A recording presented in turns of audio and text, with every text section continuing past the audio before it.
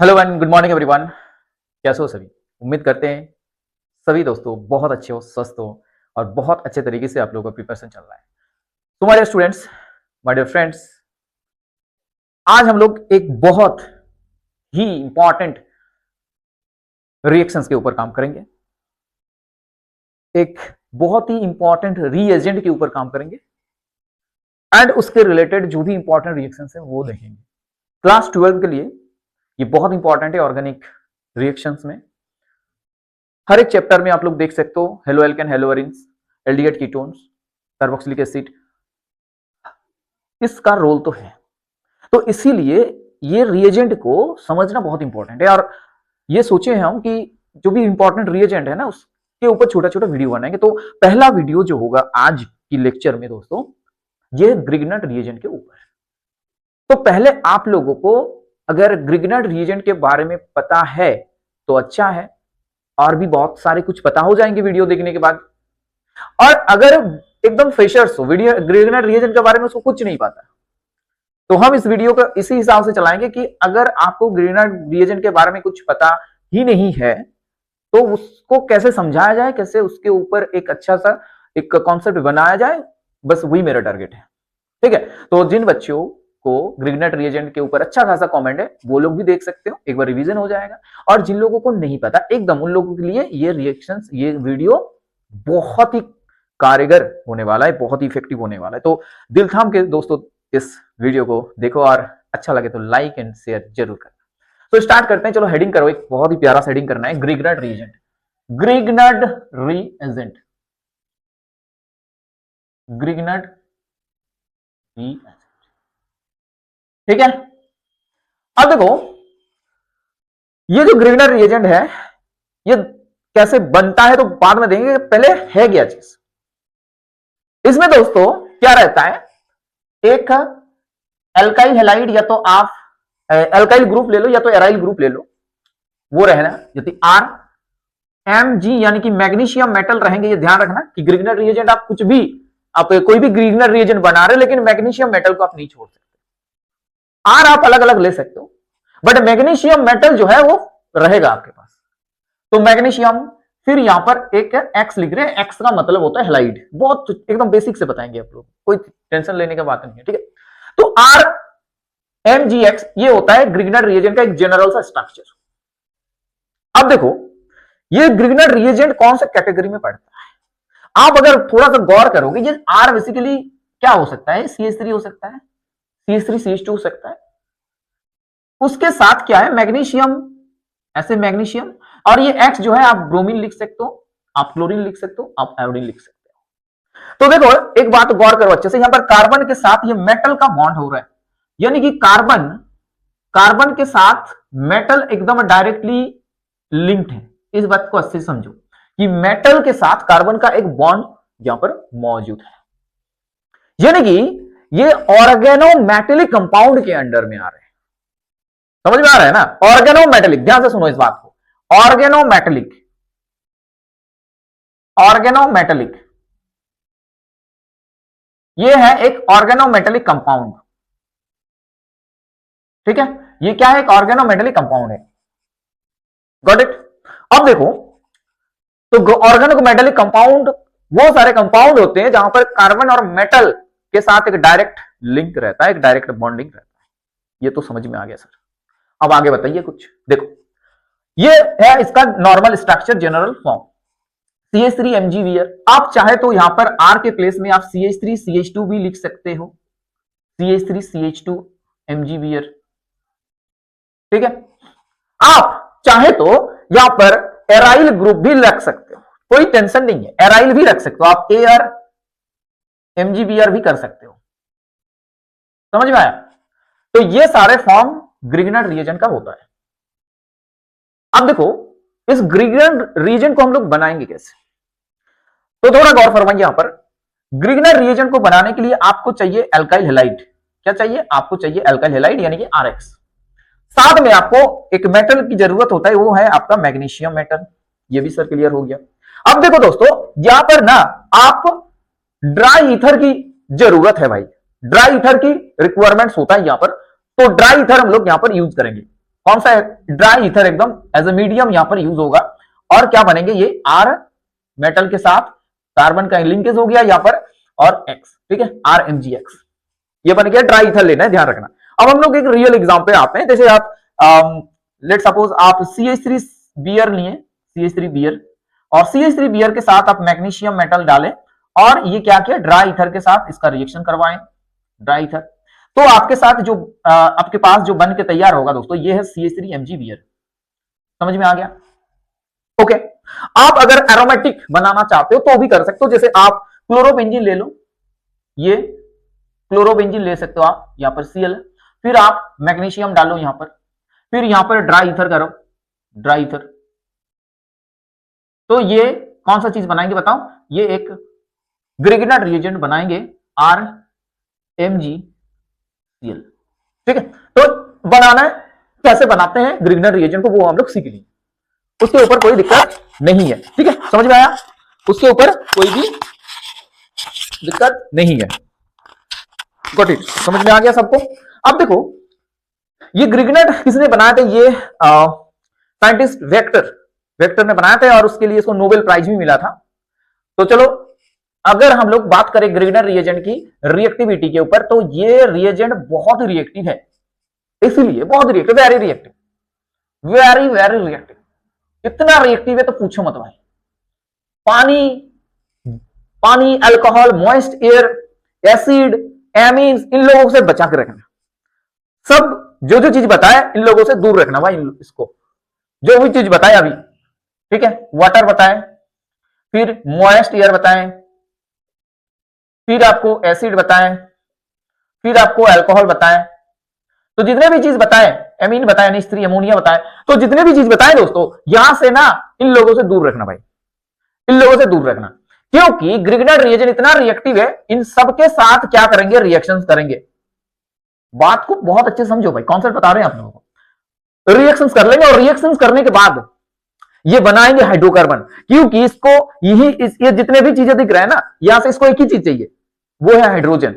Hydrogen लेंगे, और hydrogen लेने के बाद ये जो बनाएंगे RH मतलब हाइड्रोकार्बन बना लेंगे। समझ में आया? क्या बना लेंगे? हाइड्रोकार्बन, हाइड्रोकार्बन ये बना लेंगे भाई। एक नॉर्मल सा एग्जांपल देते हैं और भी क्लियर होगा। देखो अगर हम बात करें CH3 Mgbier की साथ, CH3 Mgbier, और दोस्तों यहां पर हम वाटर ले रहे हैं H2O, तो वाटर लेने के बाद क्या बनेगा बोलो? देखो ये वाटर के पास से H प्लस खींचेंगे और बनाएंगे CH4, ये बनाएंगे मीथेन।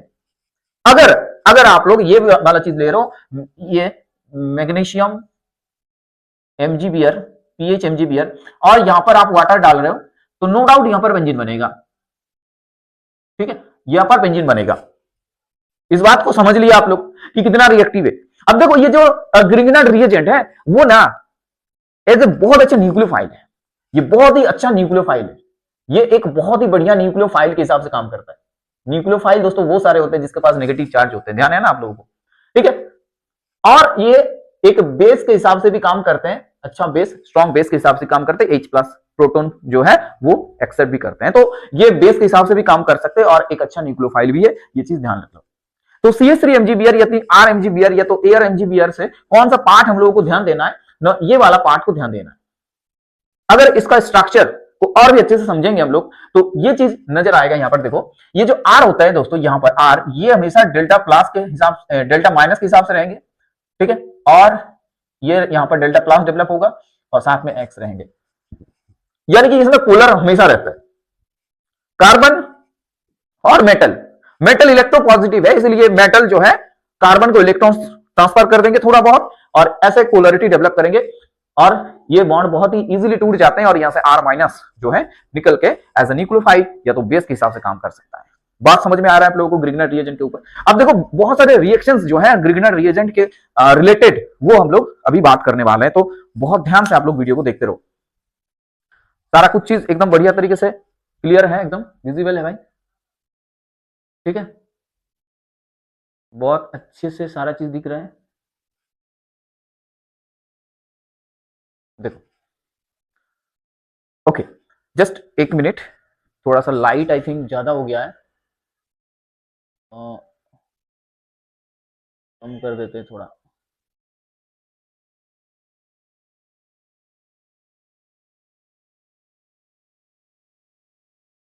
अभी सही है, मिनट जस्ट वेट।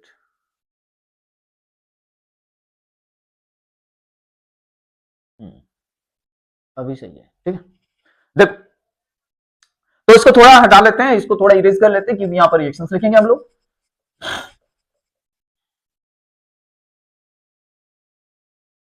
पहला रिएक्शन पानी के साथ तो बना दिया आप लोगों को। अब देखो एल्डिहाइड के साथ कैसे रिएक्शंस करेंगे। एल्डिहाइड के साथ, हाँ, पानी के साथ जो रिएक्शंस करवाए ना, वहां पर आप लोग एक चीज ध्यान रखना कि अगर पानी D2O दिया जाए, भारी जल, हेवी वाटर दे रहे, तो वहां पर आरडी बनेगा। जैसे आप CH3 के साथ, ठीक है, आप D2O डाल रहे हो तो आरडी बनेगा, ये चीज ध्यान रखना, क्योंकि जो प्लस चार्ज यहां पर मिल रहा है उसको, वो ऑब्वियसली यहां पर D प्लस मिलेंगे, इसलिए आरडी बनेगा, RH मत लिख देना। अब देखो फॉर्माल्डिहाइड के साथ, यानी कि एल्डिहाइड और कीटोन के साथ हम लोग कैसे इसका रिएक्शन करेंगे। एल्डिहाइड एंड कीटोन के साथ दोस्तों ये कैसे रिएक्शन करेंगे, ये देखो, ये पार्ट अगर समझ लिया आप लोग, तो एल्डिहाइड कीटोन कार्बोक्सिलिक एसिड का आप लोगों को थोड़ा पार्ट कंप्लीट हो गया, इस रिएक्शंस वाला पार्ट। तो फॉर्माल्डिहाइड में क्या होता है, कौन सा ग्रुप रहता है, ये CH ग्रुप जो होता है, CHO, ये होता है एल्डिहाइड फंक्शनल ग्रुप। और एल्डिहाइड फंक्शनल ग्रुप को अगर अच्छे तरीके से हम लोग लिखेंगे तो इस हिसाब से लिखा जाएगा, समझ में आ रहा है। और ये कार्बोनिल कंपाउंड होता है, यानी कि इसके पास कार्बोनिल ग्रुप होता है, C+O ग्रुप, जहां पर आप इसको पोलरिटी के हिसाब से लिखोगे तो डेल्टा प्लस और डेल्टा माइनस लिखा जाएगा, ऐसे समझ में आ रहा है। यानी कि ये जो साइट है, ठीक है, तो यहां पर न्यूक्लियोफाइल जो है दोस्तों यहां पर आएंगे, ठीक है, यहां पर क्या है, न्यूक्लियोफाइल आएंगे अटैक करने के लिए। पॉजिटिव सेंटर है, न्यूक्लियोफाइल नेगेटिव है, चार्ज ज्यादा है उसके पास, नेगेटिव, तो वो कहां पर आएंगे, जहां पर कम पॉजिटिव चार्ज है, आई मीन पॉजिटिव चार्ज जहां पर डेवलप हुआ है, वहां पर आएंगे ना अटैक करने के लिए, समझ में आया। तो न्यूक्लियोफाइल यानी कि ये R-, ये यहां पर आएंगे अटैक करने के लिए। जब भी अटैक करेंगे ना, तो ये जो CO बॉन्ड दिख रहा है ना, ये आपका ओपन हो जाता है। इसे आप लोगों को और भी अच्छे तरीके से दिखा रहे हैं, सुनो। तो एल्डिहाइड अगर बात करें तो सबसे छोटा सा प्यारा सा एल्डिहाइड है, एल्डिहाइड फैमिली का सबसे छोटा सा एल्डिहाइड जो है वो आपका होता है मिथानॉल, यानी कि फॉर्माल्डिहाइड दोस्तों। तो फॉर्माल्डिहाइड के साथ अगर हम लोग RMgX को रिएक्शन करेंगे तो हाइड्रोलिसिस के बाद क्या प्रोडक्ट बनेगा, ये चीज देखो अच्छे से। तो देखो RMgX जो है, यहां से आपको R- मिलेंगे एज ए न्यूक्लियोफाइल। अब HCHO को थोड़ा आप ढंग से लिखो यहां पर, अब थोड़ा सा ढंग से लिखा इसको अच्छे से। अब देखो ये डेल्टा प्लस है और ये डेल्टा माइनस है, समझ में आ रहा है। अब ये देखो यहां से जो R- आ रहा था ना, तो R- आएंगे और ये जो सेंटर बना है यहां पर पॉजिटिवली चार्ज कार्बोनिल कार्बन का, वहां पर आके वो एक बॉन्ड बनाएंगे। और जब भी ये बॉन्ड बनाएंगे दोस्तों, एक चीज ध्यान रखना, कार्बन का ना जो वैलेंसी होता है हमेशा 4 ही होता है भाई, 4 से ज्यादा नहीं होगा। तो इसलिए बैलेंसी को मेंटेन करने के लिए दोस्तों क्या होगा, ये जो CO बॉन्ड है ना, ये यहां पर ओपन हो जाता है, समझ में आया, ओपन हो जाता है। तो कार्बन का जो sp2 हाइब्रिडेशन था, अभी वो sp3 आ गया। ध्यान से अच्छे से बात को सुनो मेरा, ये जो है R यहां पर आ गया और ये दोनों H जैसे था ऐसे ही है, O- हो गया। अब आप ये जो यहां पर MgX वाला पार्ट है ना, आप वहां लिख सकते हो O- MgX प्लस करके, कोई दिक्कत नहीं है। तो ये वाला चीज बना है, ठीक है। हाइब्रिडाइजेशन की अगर चेंज आप लोग नोटिस कर पा रहे हो, अगर दिख पा रहे हो, तो ये sp2 था दोस्तों, और after addition, after R- attack हुआ, उसके बाद यहां पर जो हाइब्रिडेशन हुआ चेंज होके आपका sp3 आ गया, ठीक है। अब हम लोग आगे बढ़ते हैं और हाइड्रोलिसिस करते हैं। हाइड्रोलिसिस H3O प्लस करते हैं, H प्लस के प्रेजेंस में वाटर। तो ये वाला पार्ट जो है आपका OH हो जाएगा, और आप देख पा रहे हो कि आपके पास क्या बनके तैयार हो गया भाई, क्या बनके तैयार हो गया, आप देख सकते हो एकदम, ये है आपका एक अल्कोहल। अब बहुत बहुत ध्यान से सुनो, अल्कोहल के ऊपर अगर आपको पूछा जाए कौन सा प्राइमरी अल्कोहल है, कौन सा सेकंड डिग्री अल्कोहल है, कौन सा टर्शियरी अल्कोहल है, तो कैसे समझेंगे, सुनो। अगर अल्कोहल की फंक्शनल ग्रुप की बात करें ना, अगर अल्कोहल की फंक्शनल ग्रुप की बात किया जाए तो OH होता है, और ये कार्बन के साथ अटैच रहते हैं। अब आप उस कार्बन के पास जाओ जहां पर OH अटैच है, और वहां पर देखो कि 2 हाइड्रोजन क्या है, क्या 2 हाइड्रोजन है, यस, यहां पर तो 2 हाइड्रोजन है। इसका मतलब ये प्राइमरी अल्कोहल होगा। क्या अल्कोहल होगा, ये प्राइमरी अल्कोहल, 1 डिग्री अल्कोहल। ये क्या होगा, 1 डिग्री अल्कोहल, समझ में आया, ये 1 डिग्री अल्कोहल होगा। इसका मतलब है सर, फॉर्माल्डिहाइड के साथ अगर ग्रीनर रिएजेंट रिएक्शन करेंगे तो 1 डिग्री अल्कोहल बनेगा, समझ में आया। फॉर्माल्डिहाइड के साथ अगर हम लोग ग्रिग्नर रिएजेंट की विक्रिया करेंगे तो 1 डिग्री अल्कोहल बनेगा, इसमें कोई भी दिक्कत वाली बात नहीं है, समझ में आया।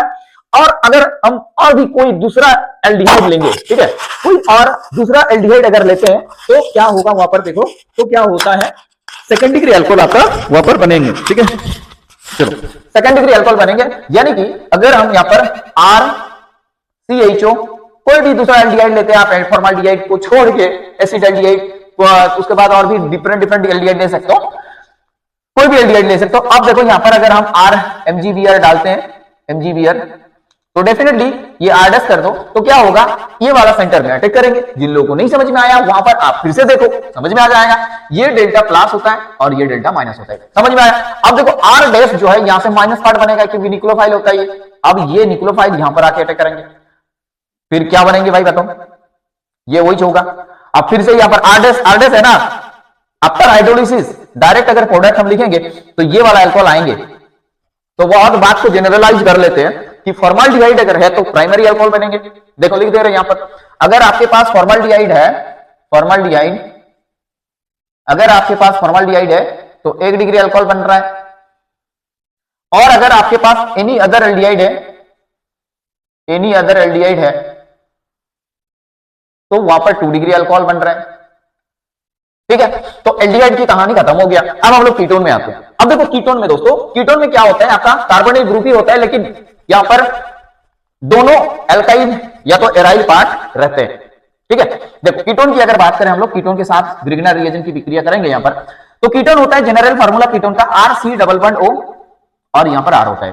अब यहां पर आप ग्रिग्नर रिएजेंट डालो R-MgBr, तो क्या होगा, देखो कार्बोनिल कार्बन, ये वाला कार्बन को दिख रहा कार्बोनिल सिस्टम को, तो R' दोस्तों R' माइनस ये आके यहां पर अटैक करेंगे और ये वाला बॉन्ड ओपन होगा, समझ में आ रहा है। तो ये वाला बॉन्ड अगर ओपन होता है दोस्तों तो क्या होगा, देखो यहां पर R और यहां पर R' और ये हो गया OMgBr।